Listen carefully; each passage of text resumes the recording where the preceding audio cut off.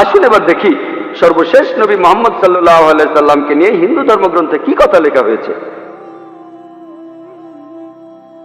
ভবিষ্য পুরাণায় উল্লেখ আছে 3 নম্বর পর্ব 3 নম্বর খণ্ড 3 অধ্যায় 10 থেকে 27 নম্বর শ্লোক। বলা হয়েছে যে ম্লেচ্ছরা তারা আরবের ভূমিকে অপবিত্র করেছে, আর্য ধর্মকে সেখানে খুঁজে পাওয়া যায় না। এখানে কিছু শত্রু ছিল যারা অতীতে পরাজিত হয়েছে, কিন্তু এখন আরো শক্তিশালী শত্রু উপস্থিত হয়েছে। আমি একজন মানুষকে পাঠাবো যার নাম হবে মুহাম্মদ সাল্লাল্লাহু আলাইহি সাল্লাম।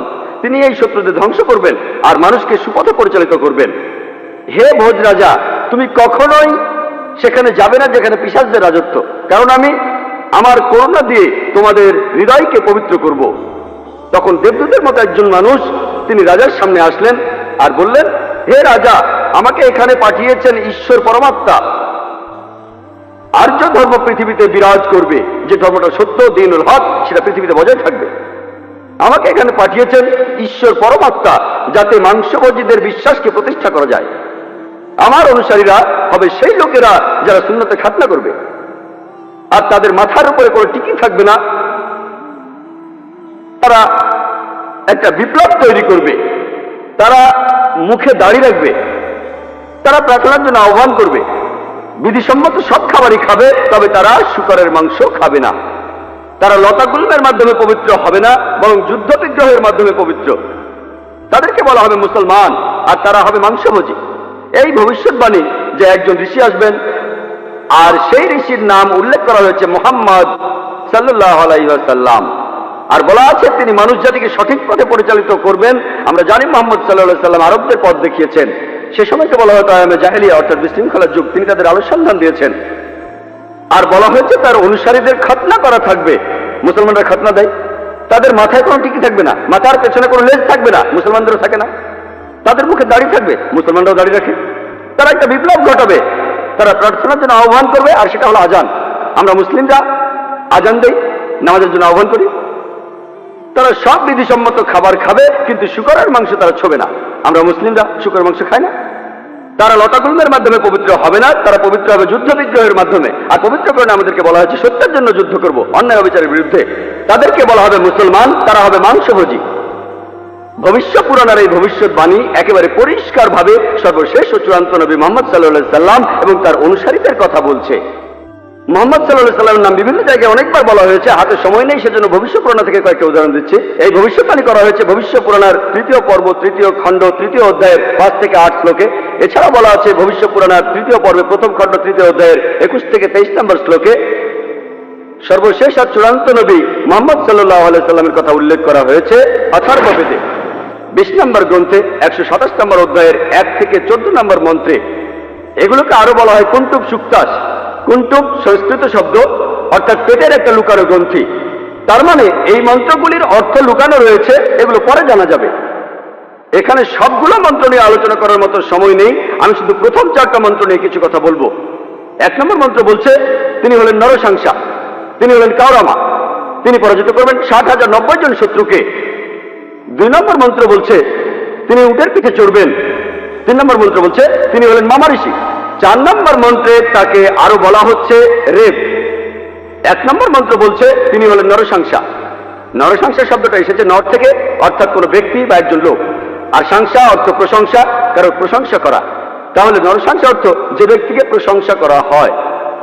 আর আপনারা যদি মহানবী মুহাম্মদ সাল্লাল্লাহু আলাইহি সাল্লামের নামের ইংরেজি অনুবাদ করেন, যদি তার নামের ইংরেজি অনুবাদ করেন তার অর্থ যার প্রশংসা করা হয়, তাহলে নরসাংসা শব্দটার আরবি অনুবাদ করলে সেটা হবে মুহাম্মদ সাল্লাল্লাহু আলাইহি সাল্লাম। এখানে নামে উল্লেখ করা হচ্ছে। এরপর বলা হচ্ছে তিনি হলেন কাওরামা। এই কাওরামা শব্দটার একটা অর্থ সংস্কৃতিতে হলো শান্তির রাজপুত্র। আর মুহাম্মদ সাল্লাল্লাহু আলাইহি সাল্লাম শান্তির রাজপুত্র ছিলেন।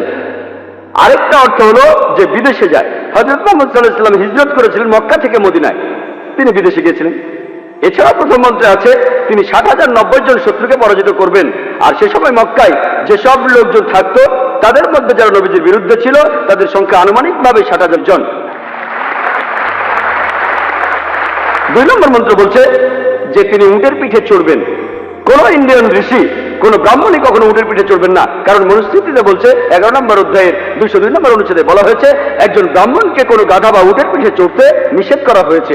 এতে বোঝা যাচ্ছে ইনি কোনো ইন্ডিয়ান ঋষি নন। 3 নম্বর মন্ত্র বলছে তিনি মামা ঋষি। মামা অর্থ মহা, অর্থাৎ মহান ঋষি। আর এছাড়াও অন্যান্য ধর্মগ্রন্থ বলছে সেটা মোহাম্মদ ঋষি। 4 নম্বর মন্ত্র বলছে তিনি হলেন রেব। রেব অর্থ যিনি প্রশংসা করেন। আর মোহাম্মদ সাল্লাল্লাহু আলাইহি ওয়াসাল্লামের আরেকটা নাম হলো আহমদ সাল্লাল্লাহু আলাইহি ওয়াসাল্লাম, অর্থাৎ যিনি প্রশংসা করেন। তাহলে নবীজির এই অন্য নামটা এই আহমদ শব্দটার সংস্কৃত করলে পাবেন রেব। আর এ কথাটাই রয়েছে অথর্ববেদে। এই মন্ত্রগুলি কুন্টুব সুক্তাস, এই মন্ত্রগুলি শুধু একজনকে নির্দেশ করছে, তিনি সর্বশেষ চূড়ান্ত নবী মুহাম্মদ সাল্লাল্লাহু আলাইহি সাল্লাম। আমি কয়েকটা ভবিষ্যৎবাণীর কথা বলবো, এছাড়াও আরো আছে। মুহাম্মদ সাল্লাল্লাহু আলাইহি সাল্লাম, তার কথা বলা হয়েছে অথর্ববেদে 20 নম্বর গ্রন্থের 21 নম্বর অনুচ্ছেদের 6 নম্বর পরিচ্ছেদে বলা হয়েছে যে একজন কারু, সে পরাজিত করবে 10,000 শত্রুকে কোন রকম যুদ্ধ ছাড়াই। এখানে আহজাবের যুদ্ধের কথা বলা হচ্ছে, খন্দকের যুদ্ধের কথা পবিত্র কোরআনে সূরা আহজাবে আছে। আর কারু সংস্কৃত ভাষায় এর অর্থ যে ব্যক্তি প্রশংসা করে, যেটা মুহাম্মদ সাল্লাল্লাহু আলাইহি সাল্লামের দ্বিতীয় নাম আহমেদের অনুবাদ। যে ব্যক্তি প্রশংসা করে, এখানে বলা হচ্ছে যে ব্যক্তি প্রশংসা করে অর্থাৎ আহমদ, তিনি 10,000 শত্রুকে পরাজিত করবেন কোন যুদ্ধ ছাড়া। আমরা জানি যে খন্দকের যুদ্ধে শত্রু বাহিনীতে আনুমানিক 10,000 সৈন্য ছিল, আর এই যুদ্ধে মুসলমানরা কোনো যুদ্ধ ছাড়াই জিতেছিল। নবীজির কথা আরো আছে অথর্ববেদে 20 নম্বর গ্রন্থের 21 নম্বর অনুচ্ছেদের 7 নম্বর পরিচ্ছেদে বলা হয়েছে যে আভান্দু, তিনি 60,090 জন শত্রুকে আর 20 জন গোত্র প্রধানকে পরাজিত করবেন। আভান্দু একটা সংস্কৃত শব্দ যার অর্থ যে প্রশংসা করে, এটা মুহাম্মদ সাল্লাল্লাহু আলাইহি সাল্লামের নামের অনুবাদ। আরো বলা আছে যে তিনি হবেন এতিম। আর আমরা এখন ইতিহাস থেকে জানি সে সময় আনুমানিক 20 জন গোত্র প্রধান ছিল মক্কা শহরে, যারা নবীজির কাছে পরাজিত হয়েছিল। আর মক্কার যেসব লোক তার বিপক্ষে ছিল তারা ছিল প্রায় 60,000। এই ভবিষ্যৎবাণীর কথা আরো আছে ঋগ্বেদে 1 নম্বর গ্রন্থের 3 নম্বর অনুচ্ছেদের 9 নম্বর পরিচ্ছেদে। এখানে সংস্কৃত শব্দ হলো সুশ্রামা। সুশ্রামা এটা একটা সংস্কৃত শব্দ যার অর্থ যে ব্যক্তি প্রশংসা করে, যেটা মুহাম্মদ সাল্লাল্লাহু আলাইহি সাল্লামের নামের অনুবাদ। আরো অনেক ভবিষ্যৎবাণী আছে, এখানে সময় কম তাই সবগুলো বলতে পারছি না। নবীজির কথা আরো বলা হয়েছে সামবেদে উত্তর চিকে 15 নম্বর মন্ত্রে বলা হয়েছে যে আহমদ তাকে দেওয়া হয়েছে অবিনশ্বর আইন। এখানে নবীজির নাম বলা হয়েছে আহমদ সাল্লাল্লাহু আলাইহি সাল্লাম, তাকে দেওয়া হয়েছে অবিনশ্বর আইন। পবিত্র কুরআন এটাই তার শরিয়া। কিন্তু যদি এই অনুচ্ছেদটার অনুবাদ পড়েন, আহমদ শব্দটা আসলে আরবি শব্দ, তারা এটার অনুবাদ করতে পারেনি, তাই লিখেছে আহাম মাটি। আহা আর মাটি সংস্কৃত শব্দ যার অর্থ আমার বাবা। তার মানে আমার বাবাকে দেওয়া হয়েছে অবিনশ্বর আইন। অনুবাদটাতে আপনারা আলাদা শব্দ দেখবেন, তবে অরিজিনাল গ্রন্থে আছে আহমদ। এই আহমদ শব্দটা হিন্দু ধর্মের অন্যান্য গ্রন্থগুলোতেও রয়েছে, যেমন আছে সামবেদে ইন্দ্র 2য় অধ্যায়ের 152 নম্বর মন্ত্রে নবীজিকে আহমদ বলে ডাকা হয়েছে যজুর্বেদে 31 অধ্যায়ের 18 অনুচ্ছেদে, ঋগ্বেদের 8 নম্বর গ্রন্থের 6 নম্বর অনুচ্ছেদের 10 নম্বর পরিচ্ছেদে। এছাড়া মহানবী সাল্লাল্লাহু আলাইহি সাল্লামকে বলা হয়েছে আহমদ, সেটা আছে অথর্ববেদের 8 নম্বর গ্রন্থের 5 নম্বর অনুচ্ছেদের 16 নম্বর পরিচ্ছেদে। এছাড়াও আছে অথর্ববেদের 20 নম্বর গ্রন্থের 126 অনুচ্ছেদের 14 পরিচ্ছেদে। মহানবী সাল্লাল্লাহু আলাইহি সাল্লামকে শুধু আহমদ নামে ডাকা হয়নি, আহমদ ওনার একটা নাম, তাকে আরো বলা হয়েছে নরসংসা অনেক জায়গায়, হিন্দু ধর্মগ্রন্থের অনেক জায়গায়। আর আমি আগেও বলেছি যে নরসংসা শব্দটা এসেছে নর থেকে, যার অর্থ একজন মানুষ বা একজন ব্যক্তি। আর সংসা যার অর্থ প্রশংসা, প্রশংসা করা। তাহলে নরসংসা অর্থ যে ব্যক্তির প্রশংসা করা হয়। এটাই হলো সর্বশেষ চূড়ান্ত নবী মুহাম্মদ সাল্লাল্লাহু আলাইহি সাল্লামের নামের সঠিক ইংরেজি অনুবাদ। নবীজিকে হিন্দু ধর্মের গ্রন্থগুলিতে অনেক জায়গায় নরসংসা বলে ডাকা হয়েছে। ঋগ্বেদের 1 নম্বর গ্রন্থের 13 নম্বর অনুচ্ছেদের 3 পরিচ্ছেদে, ঋগ্বেদের 1 নম্বর গ্রন্থের 18 অনুচ্ছেদের 9 পরিচ্ছেদে, ঋগ্বেদের 1 নম্বর গ্রন্থের 106 নম্বর অনুচ্ছেদের 4 পরিচ্ছেদে, ঋগ্বেদের 1 নম্বর গ্রন্থের 142 নম্বর অনুচ্ছেদের 3 পরিচ্ছেদে, ঋগ্বেদের 2 নম্বর গ্রন্থের 3 অনুচ্ছেদের 2 পরিচ্ছেদে, ঋগ্বেদের 5 নম্বর গ্রন্থের 5 অনুচ্ছেদের 2 নম্বর পরিচ্ছেদে, ঋগ্বেদের 7 নম্বর গ্রন্থের 2 অনুচ্ছেদের 2 নম্বর পরিচ্ছেদে, ঋগ্বেদের 10 নম্বর গ্রন্থের 64 অনুচ্ছেদের 3 পরিচ্ছেদে, ঋগ্বেদের 10 নম্বর গ্রন্থের 182 নম্বর অনুচ্ছেদের 2 নম্বর পরিচ্ছেদে, যজুর্বেদের 21 নম্বর অধ্যায়ের 31 অনুচ্ছেদে, যজুর্বেদের 21 নম্বর অধ্যায়ের 55 নম্বর অনুচ্ছেদে, যজুর্বেদের 20 নম্বর অধ্যায়ের 37 অনুচ্ছেদে, যজুর্বেদের 20 নম্বর অধ্যায়ের 57 নম্বর অনুচ্ছেদে, যজুর্বেদের 28 অধ্যায়ের 2 অনুচ্ছেদে, যজুর্বেদের 28 অধ্যায়ের 19 অনুচ্ছেদে, যজুর্বেদের 28 অধ্যায়ের 42 নম্বর অনুচ্ছেদে, এখানে শুধু রেফারেন্স গুলোই অনেকক্ষণ বলা যাবে। যেখানে নবী মুহাম্মদ সাল্লাল্লাহু আলাইহি ওয়াসাল্লামের নাম উল্লেখ করা হয়েছে তাকে বলা হয়েছে নরশংসা, অনেক জায়গায় বলা হয়েছে হিন্দু ধর্মগ্রন্থের।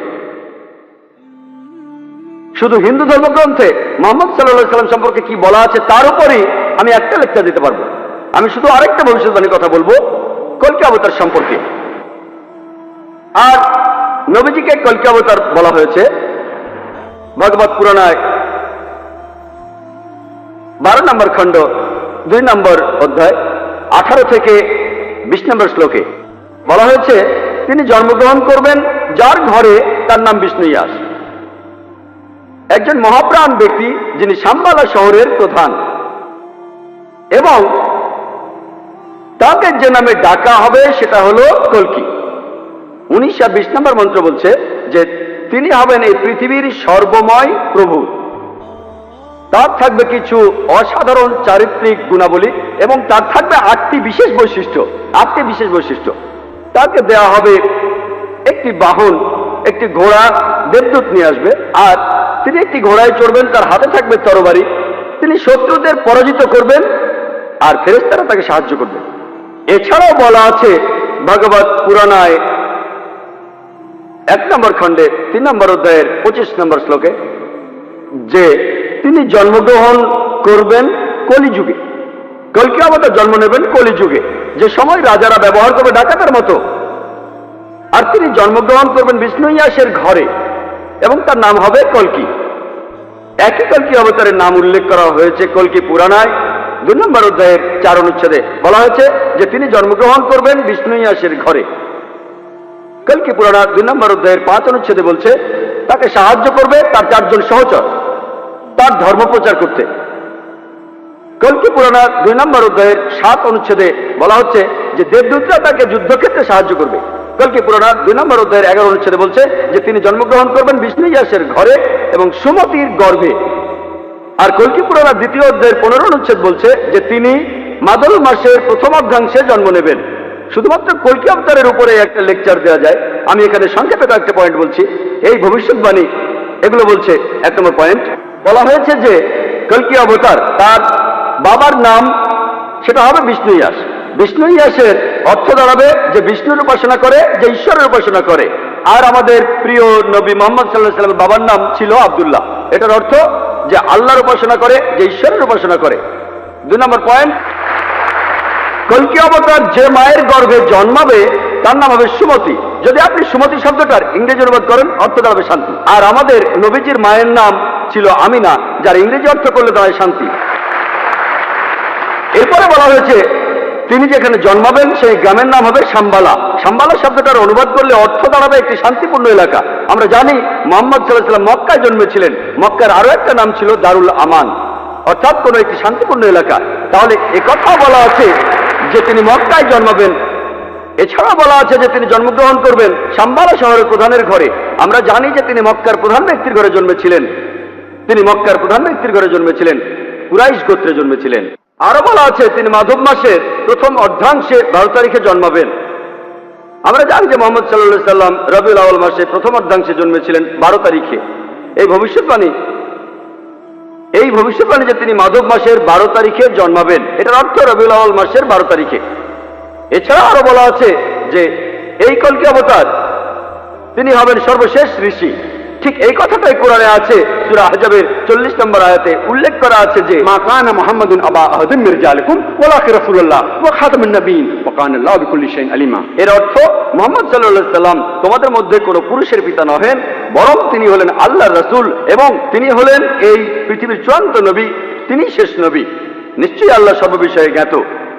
আরো বলা আছে যে এই কল্কি অবতার জ্ঞান আরোহণ করবেন পরশুরামের কাছ থেকে, অর্থাৎ মহান স্রষ্টা একটা পাহাড়ের উপর। আমরা জানি মুহাম্মদ সাল্লাল্লাহু আলাইহি ওয়াসাল্লাম প্রথম আয়াতটা তিনি পেয়েছিলেন গারে হেরায়, জাবলে নূরে, অর্থাৎ নূরের পাহাড়ে, গারে হেরায়। এখানে আরো বলা আছে যে তিনি এরপর উত্তরে গিয়ে আবার ফিরে আসবেন। আমরা জানি মুহাম্মদ সাল্লাল্লাহু আলাইহি ওয়াসাল্লাম মক্কা থেকে উত্তর হিজরত করে মদিনায় গিয়েছিলেন, তারপর মক্কা জয় করে ফিরে এসেছিলেন। আরো বলা আছে যে এই কল্কি অবতার তিনি পুরো পৃথিবীর মানুষের জন্য একটি দৃষ্টান্ত, তার চরিত্র হবে একেবারে নিষ্কলঙ্ক। আল্লাহ পবিত্র কোরআনে বলছেন, সূরা কালামের 4 নম্বর আয়াতে উল্লেখ করা আছে যে অবশ্যই তুমি অধিষ্ঠিত হইবে সর্বোচ্চ মহান চরিত্রে। এছাড়াও বলা আছে যে কল্কি অবতারের 8টি বিশেষ গুণ থাকবে। কল্কি পুরাণা এবং ভাগবত পুরাণায় এই 8টি বিশেষ গুণ হলো জ্ঞান, আত্মসংযম, অভিজাত বংশ, রিভিল নলেজ, সাহস, দানশীলতা, মহানুভবতা আর পরিমিত কথা। আর নবী মুহাম্মদ সাল্লাল্লাহু আলাইহি সাল্লামের এই 8টা গুণের সবগুলোই ছিল। এছাড়া আরো বলা আছে যে তিনি হবেন এই পৃথিবীর শিক্ষক। আল্লাহ পবিত্র কোরআনে বলছেন, আর সূরা সাবার 28 নম্বর আয়াতে উল্লেখ করা আছে, ওয়ামা আরসালনাকা ইল্লা কাফাতাল লিন্নাস বাশীরা ওয়া নাযীরা, আমি তো তোমাকে সমগ্র মানব জাতির জন্য প্রেরণ করিয়াছি তাহাদের সংবাদদাতা ও সতর্ককারী রূপে, কিন্তু অধিকাংশ মানুষই তাহা জানে না। এরপর আরো বলা আছে যে এই কল্কি অবতার তাকে সর্বশক্তিমান ঈশ্বর একটি বাহন দেবেন। আমরা জানি মুহাম্মদ সাল্লাল্লাহু আলাইহি ওয়াসাল্লাম তিনি বোরাকে চড়েছিলেন, বোরাকে চড়ে তিনি মিরাজে গিয়েছিলেন, আল্লাহর কাছে গিয়েছিলেন। আরো বলা আছে এই কল্কি অবতার ঘোড়ায় চড়বে আর হাতে তরবারি থাকবে। আমরা জানি মুহাম্মদ সাল্লাল্লাহু আলাইহি ওয়াসাল্লাম যত যুদ্ধ হয়েছিল বেশিরভাগ যুদ্ধেই তিনি ছিলেন, বেশিরভাগ যুদ্ধ ছিল আত্মরক্ষার উদ্দেশ্যে। আর যদিও তিনি সবার নেতা ছিলেন তবুও সব যুদ্ধেই তিনি ছিলেন, সেখানে ঘোড়ায় চড়েছিলেন আর তিনি ডানাতে একটা তরবারি ধারণ করতেন। এরপর আরো বলা আছে যে এই কল্কি অবতারকে সাহায্য করবে 4 জন সহচর, যাতে সত্যের ধর্ম তিনি প্রচার করতে পারেন। বোঝা যাচ্ছে এখানে বলা হচ্ছে 4 খলিফার কথা, খোলাফায়ে রাশিদিন, হযরত আবু বকর, হযরত ওমর, হযরত ওসমান, হযরত আলী, আল্লাহ তাদের সবার উপর সন্তুষ্ট হন। পরে তারা হয়েছিলেন খোলাফায়ে রাশিদিন, সঠিক নির্দেশ পালনকারী ইসলামের খলিফা, ইসলামকে ছড়িয়ে দিয়েছেন। আরো বলা আছে যে এই কল্কি অবতার শত্রুকে পরাজিত করবে আর মানুষকে সঠিক পথে নিয়ে আসবে। আমরা জানি মুহাম্মদ সাল্লাল্লাহু আলাইহি ওয়াসাল্লাম শত্রুকে পরাজিত করেছিলেন আর আরবদের তিনি আয়ামে জাহেলিয়া থেকে, অজ্ঞতার যুগ থেকে সত্যের পথে এনেছিলেন। আরেকটা কথা বলা আছে যে দেবদূতরা তাকে যুদ্ধের ময়দানে সাহায্য করবে। আমরা জানি মুহাম্মদ সাল্লাল্লাহু আলাইহি ওয়াসাল্লামকে ফেরেশতারা বিভিন্ন যুদ্ধে সাহায্য করেছিলেন, যেমন বদরের যুদ্ধে। পবিত্র কোরআনেও আছে, সূরা আল ইমরানের 123 থেকে 25 নম্বর আয়াতে উল্লেখ আছে। এছাড়াও সূরা আনফালের 8 এবং 9 নম্বর আয়াতে উল্লেখ আছে। তাহলে এই কল্কি অবতারের ভবিষ্যৎবাণীর সাথে আর কাউকে মেলানো যায় না, শুধু মেলানো যায় সর্বশেষ ও চূড়ান্ত নবী মুহাম্মদ সাল্লাল্লাহু আলাইহি ওয়াসাল্লামকে।